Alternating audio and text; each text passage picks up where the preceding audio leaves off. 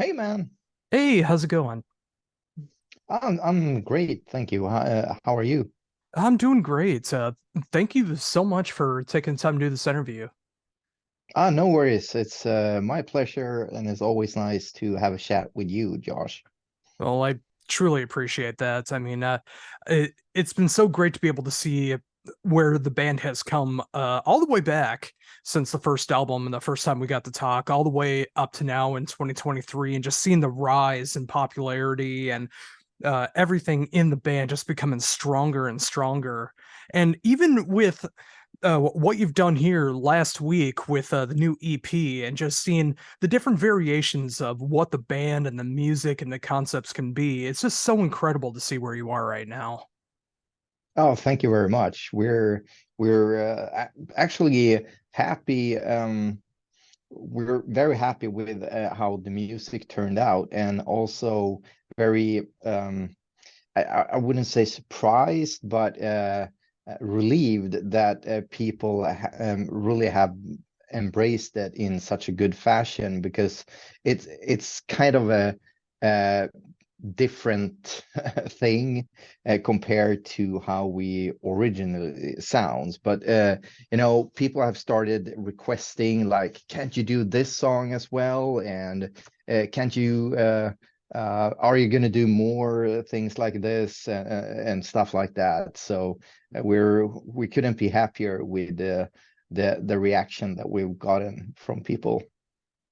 And I'm so glad to hear that too, because hearing these different takes and so many different variations as well too. Like there's no two styles that are done the same on the EP, which I truly appreciate. I mean, whether it's just done in different language, whether it's a cappella, whether acoustic. I love everything that's going along with it, and it's a great contrast to the original album and being able to appreciate these songs in a different level as well. Yeah, and a cool thing is that some of our fans have told us that, we've introduced these songs to people that aren't really that into metal, and they've really liked it. So I don't mind reaching those people as well. And, they have been really surprised with uh, how it sounds, and oh, is this really a metal band, and been saying stuff like that. So that's cool too, and still know that our core fans are still into it and they really dig it.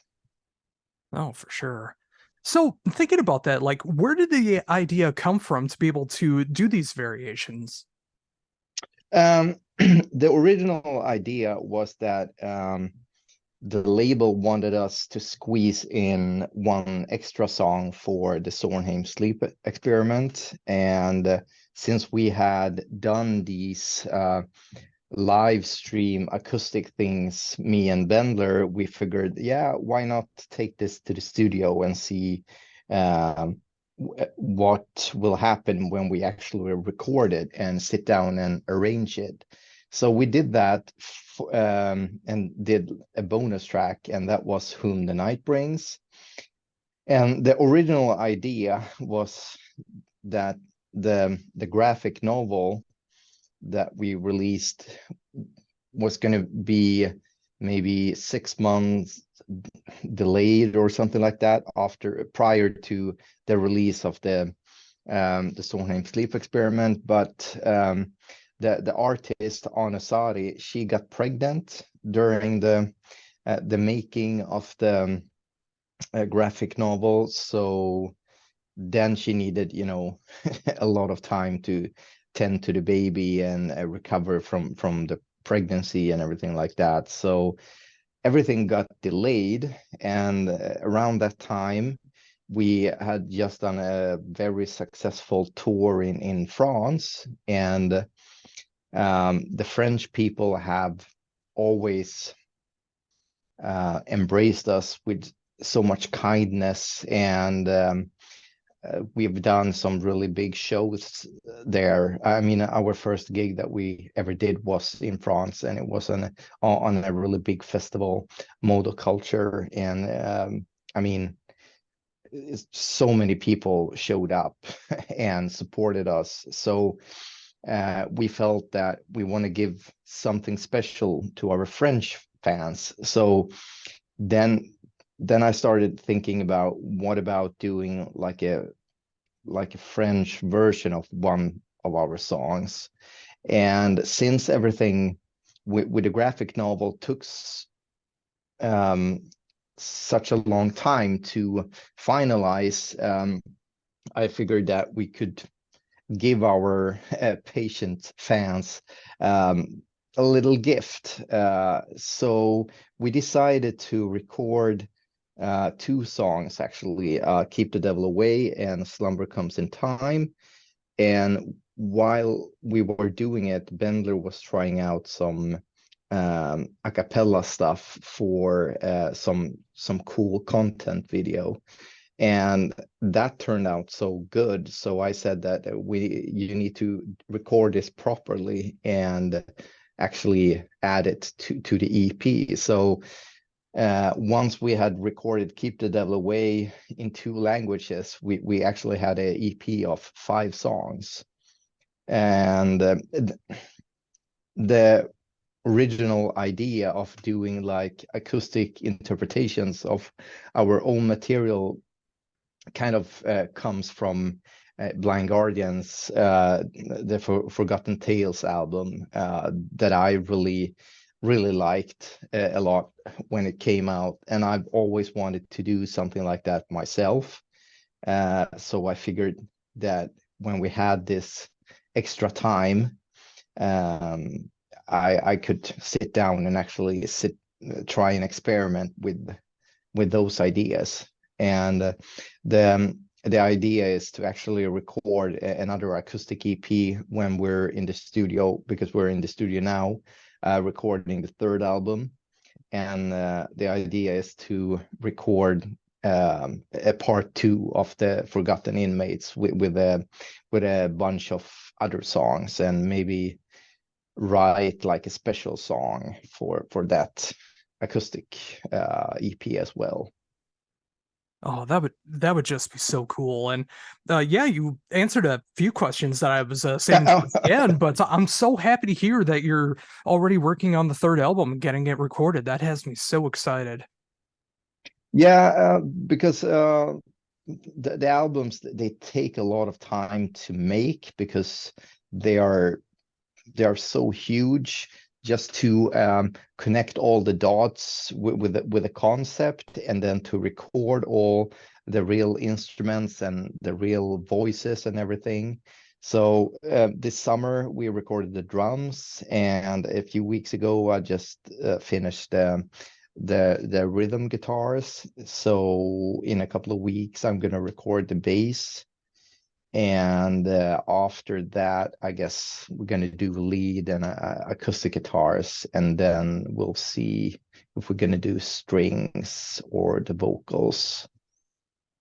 And you know, after that we're gonna get the choir people to come to the studio, and then there's like a lot of synths and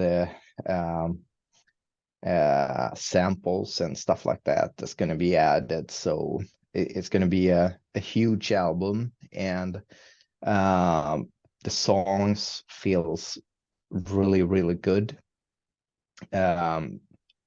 Already in this stage, it feels like it's going to be a really cool album.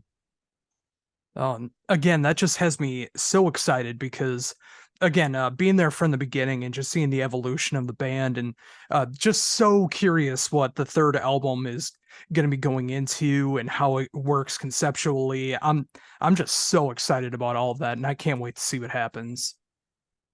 Oh, awesome to hear that, Josh. Oh, for sure. And of course, along with that, I've been able to, again, appreciate the previous releases that have been done so far. And of course, be able to appreciate the Zornheym sleep experiments even more now, because I've gotten to Yeah. check out the graphic novel. And uh, amazing work went into that. So I've read it several times now, and just being able to Ah, pick up cool. into the details. And of course, with it being so translated, like I had so many ideas of what things look like in my own mind when I listened to the album. And then being able to see it translated into graphic novel form, and just the illustrations being so beautiful, grotesque as well, especially towards the end, but so beautiful in Yeah. the way that it looks. And just being that, seeing that full concept come together, I'm just so happy because I know you've wanted this done for a long time, and I'm so glad it was able to come to fruition.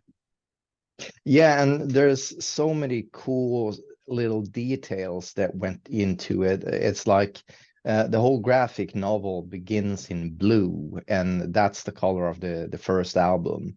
And then it goes over to green, that's the color of the second album, the Zornheym Sleep Experiment, and then everything goes to shit, and then the color goes to red, and and that's the Forgotten Inmates and the Keep the Devil Away color. So there's a lot of little uh, things like that to discover, and then there's a lot of quotes from the actual lyrics that you can find in there. And uh, I usually see our music in like three layers. You have like the lyrics and the music, and then you have um, the the text document that follows in the actual booklet. In the Zornheym Sleep Experiment, we called it the session notes from when they were supervising the sleep experiment, and then there's usually a graphic novel or something like that accompanying as well. So when you have all three parts, you can really grasp the overall concept of everything, because then you get all the pieces and can put it together and see the whole um, concept. Yeah, and I'm able to do that so much more now. And of course, when I go back and listen to the album, and then I've done it so many different ways now, where I listen to the album and read the graphic novel at the same time. I've just read it. I've just gone back and listened to the album and imagining things in my head again. Being able to go through everything like that, I'm able to start picking up on these little details. But even just like the sense of color, like, is something Yeah. I didn't think about, but now that you mention it, like all the pieces are starting to click together in my head and how it works together like that. And I just love the nuances that go into it like that. It just makes you appreciate it that much more. Yeah, because actually the first album cover is actually Dr. Beetlehame pushing the unknown inmate. That's the last one to be um, taken to the sleep experiment chamber. That's him taking her there. So that's why the color blue is representing the beginning, because yeah, you get it from the first album there, and it kind of symbolizes that. Oh, for sure. And also, again, like when it comes to visuals and everything, going into the EP, it just the artwork is just incredible. And again, just like Yeah, yeah. just everything that's going along with that. And again, with the color red and how much Keep the Devil Away is intricate to the whole EP, it makes so much sense and it works so perfectly. Mm.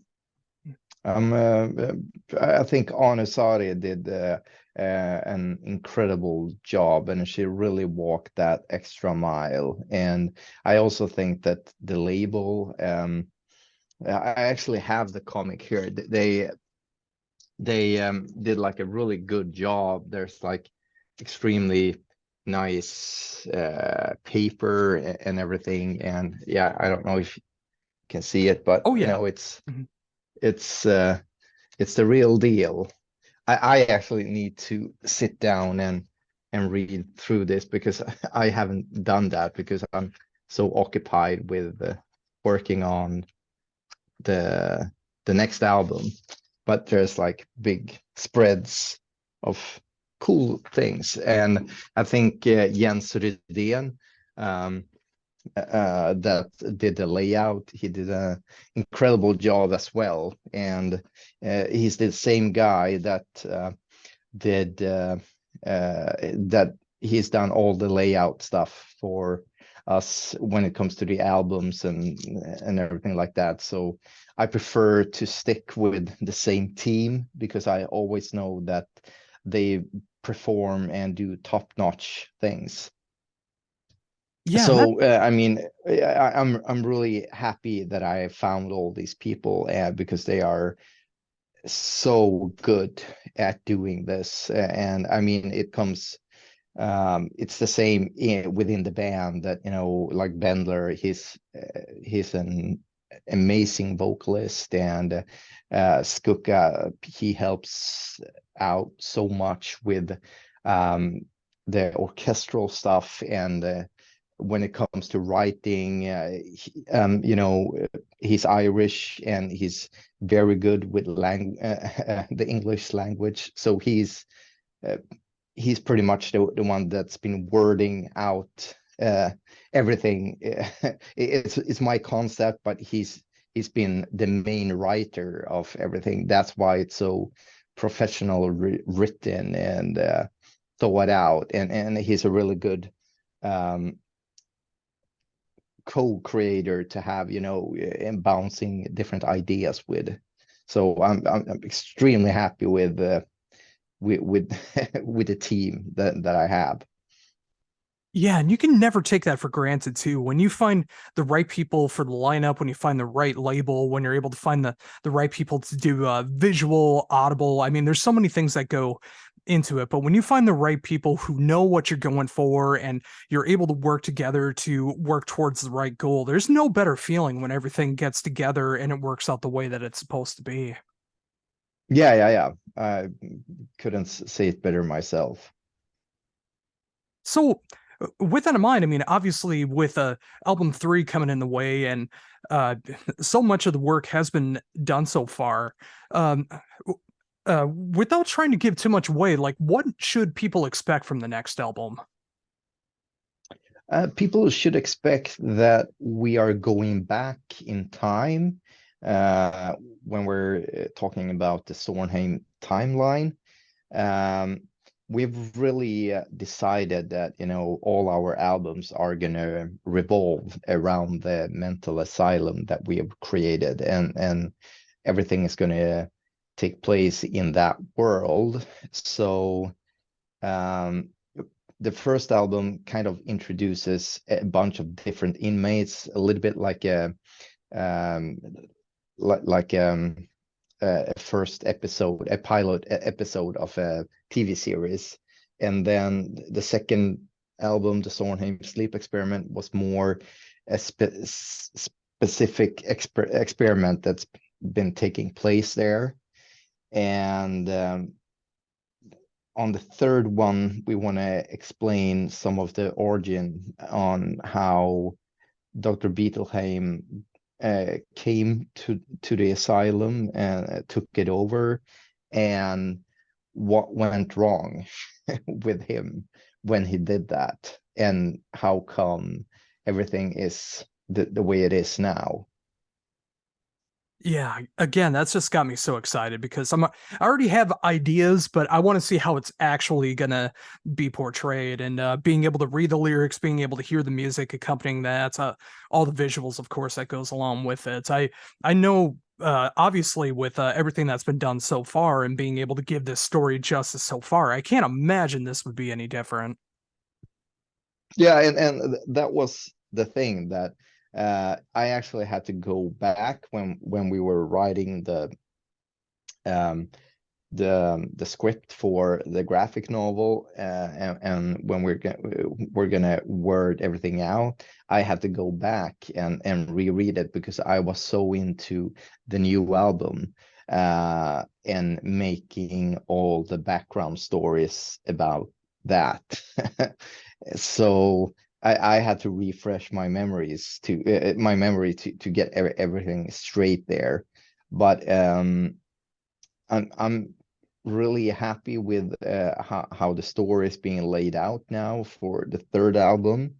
And like I think on this album, uh, the general story was, I kind of took the same approach to it like I did with the second album, that I had the general story planned out, and then I, cut it in different pieces and was like, this is going to be the first song, the second song, and so on. But for this one, I think the music and the lyrics is gonna marry each other even better, because for this album we're taking it like one step further, that we're switching keys, we're switching tempo measurements and stuff like that when there's drastical stuff happening in the story. And that's not an approach that we've tried so far, but I think it's been working really well. And there's especially this very epic song that we have on the third album that I'm really excited about, because it's like a very important song for the whole concept, and I think that one turned out really, really cool. Oh, yeah, again, I'm just so excited for all this. So, thinking about that as well, like you don't have to give it away if you don't want to, but have you thought of a color for this album yet of what it could represent? Yeah, we're speaking about it, because we're about to get uh, Pedro, the guy that's been doing all our cover arts for the album. We're in the process of start having meetings with him and planning everything. So that's actually something that we're gonna have discuss like next week, and try and decide a suitable color, and um, put it in a time frame. I've been thinking about having it taking place during the winter. So in that line of color, like white, bluish, purplish.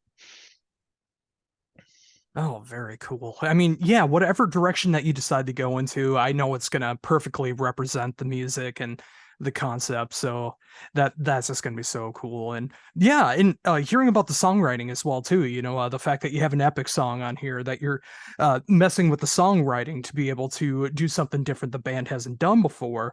I just really love and appreciate the fact that the band and the concept and everything that goes into it just continues to expand and just being able to explore all these different territories. Yeah, and this album is actually the first one that we are changing the BPM, the beats per minute, during the song, and that we're changing for like a 6/8 measurement to like a 4/4, and doing uh, weird stuff like that. But it's been working out really well. I I'm I sometimes feel that when people go, really progressive, sometimes it doesn't really suit the song. But eh, we we managed to kind of weave it in a way so it goes hand in hand with the actual story, and it just kicks in when that tempo change and everything comes. It sounds really, really cool. Oh, for sure. And it's just, and that's the important thing is like it's got to fit the song, it's got to fit the narrative, it's got to fit everything into there. And if something happens in the future and songs are in 17/8 or in Yeah. 21/12, whatever happens. I mean, as long as it can Yeah. just fit the narrative. Yeah, yeah, yeah. Oh, for sure. So obviously working on the album, that's the first thing that's coming up with that. But after working on the album, is there like any talks of like any shows coming up, like any festival appearances or anything that's coming up in the future? Actually, last Friday we announced that we're gonna have a festival gig here in Sweden in Kalmar. I think the festival was called the Metal Theater Festival, and then we have another couple of gigs pending that we're about to announce, I think. Um, so we're working on that as well, but I don't think we're going to do any more shows for the rest of the year, and it's going to be pretty sparse in the beginning of 2024 because we're going to need all the time in the studio to make sure that we have this album out.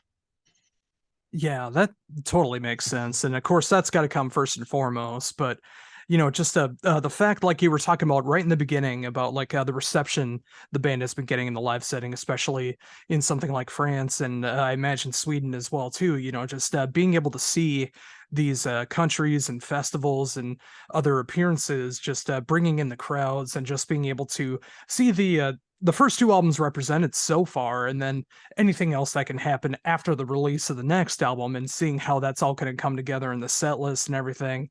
That's just going to be so cool to see when that time comes. Yeah, it's going to be really interesting once the third album is out to make a set list because right now it's still pretty okay, but because we're actually a band that we've played almost every song live at least once, then there's only one song, Keep Cutting, that we haven't played so far. Um, and that's something that I appreciate when bands do that they play a lot of different songs and they don't have the same set list all the time. But when you get like a couple of festival shows, then you need to play all the singles, and you can't really do that many deep cuts. Oh yeah, and that's what I appreciate about what you guys do so much is the fact that all of these songs, well, obviously except for Keep Cutting so far, but all of the songs can be represented in a live setting. Like they're not Yeah. just songs to fill out the album; they're ones that can be represented in a live setting. Yeah, I think so too. We are very picky when we are recording the songs, and we don't want to put any fillers on the album. That's why we're working very hard on the songs, and that's why it takes a lot of time because I prefer to some people they write maybe 15 songs and then they take 8 on the album. I tend to write 9 songs if it's going to be 9 songs. And if I feel that when I'm doing something and I feel that okay, this is not going to work, then I either toss it right away um, or I try and salvage it somehow. So thinking about that, is there like any examples where you did salvage a riff or a song in general? Yeah, actually, the Epic song was the first song that I started working on, and it had so many different variation, but then in the end, I just went to Bendler and we kind of uh, tossed most of the ideas because it was originally in 3/4, and then we were like, look, let's let's just try something completely different, and we did, and it turned out to be the Epic song. But I had this really cool solo section in 3/4 that I felt like this has to come on the album. So when I was working on my own, I took that, and then I found a spot in the concept where I felt like, okay, it could really fit here. And then I was able to salvage it, and I got it to work. So, and I think that's one of the last songs of the album, because it's a funeral taking place, and there's some familiar music going on in that song too. Oh, that's got me all the more excited just being able to hear all that. And yeah, I mean, I love the fact that you know when to salvage something and be able to try it again. And obviously sometimes it doesn't work out, but when it does work out and you realize that this is the time that a song or a riff or an idea is able to work, that's got to be such a great rewarding feeling that you kept it all that time. Yeah, I usually try and picture myself when I'm writing the music, that is this going to work to headline Wacken with, and entering that stage, and and then I try and imagine like how the stage show would look like, and then have the uh, powerful PA boosting the guitar riffs and everything. And if I can convince myself that we would be able to play that if we would ever headline Wacken, then I'm like, yeah, it's gonna work. Oh, so cool. And as long as you keep going with the consistency that you're going, I think that's more and more possible every day because again, just seeing where the band originally was to where you are now here at the end of 2023, and of course, like all everyone, including myself and everyone around the world, just chomping at the bit for the next album when that comes out. We're all so excited to see what's going to be happening next and just everything that goes into it. So, it's just like the more that you keep at it, the more likely something like that could happen and those dreams really do become fulfilled. Yeah, I mean, I would really love to take Zornheym to bigger stages, because we have so many ideas with uh, how we want to perform, and kind of do it like a mix with the theater. And there's so many ideas that we haven't been able to do more than dream about. But if we get like a proper budget and a proper chance to do it, we would love to start trying those crazy ideas out.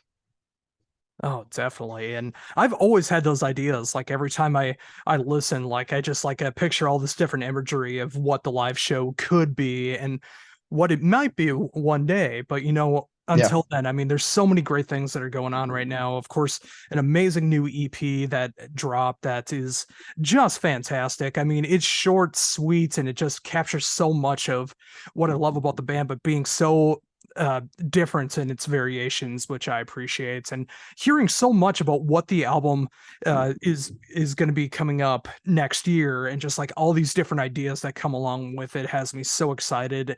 And of course, the graphic novel, which is just an absolute accomplishment, and just being able to see the sophomore album just like get that visual look the way that it should be, and Yeah. being able to represent everything. I again, just like from the first time that we've ever talked through email to now, just seeing the growth of the band and everything that's happened, I'm just so happy for you guys and everyone involved. And I just wish you guys nothing but more success in the future because you absolutely deserve it. Thank you very much, man. I really appreciate it. Oh, not a problem. And with that, I thank you again so much for taking the time to do this. Obviously, I wish we could have done this sooner, but I'm so glad that we're still able to do it, to be able to promote the EP and being able to promote everything that's going on in your world right now. So I appreciate the patience. I appreciate you taking the time to do this. It's always amazing being able to talk to you.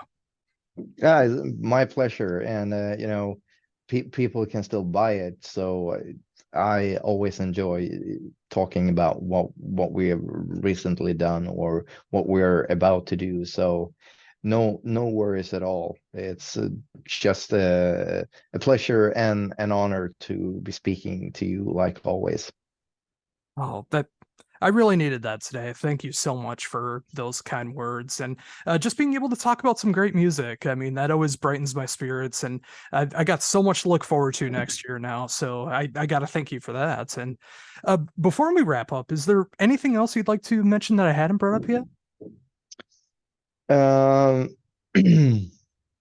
No, I think you covered most of it, and that's something that I always like about you, that you're always so well prepared, and I think you deserve more attention too, because people like you do an incredible job for bands that are on a high level and a medium level, or working on becoming something, and it's always cool to see that you're always so willing to promote stuff, and you always prepare yourself, and you don't care if it's you know uh, really big band or a band just starting out. You always give everything, and I really appreciate that, and that's another thing that makes it so awesome to talk with you, because your shit. Again, I'm taken aback by that, but that means so much to me, and that is exactly the way I approach it. You know, it's just like when we first talk, like you found me from being able to talk to Dan Swano, who is one of my biggest heroes, Yeah, yeah, and I treat you with the exact same respect because every musician, no matter where they are in popularity, no matter where they are in a formation of a band, whether it's brand new, whether they've been around for 40 or 50 years. They deserve the same level of respect from me. yeah. And I always appreciate anyone wanting to be able to talk me and thinking that I'm worthy of being able to promote their music. So how could I not treat everyone with the same level of respect? And especially when I enjoy the music so much and just really want everyone to be able to check it out. And that's how I've always felt about you guys. And I'm so honored after all this time that I'm able to still promote you guys to the best of my ability. Oh, and we're really thankful for that. That means a lot to us.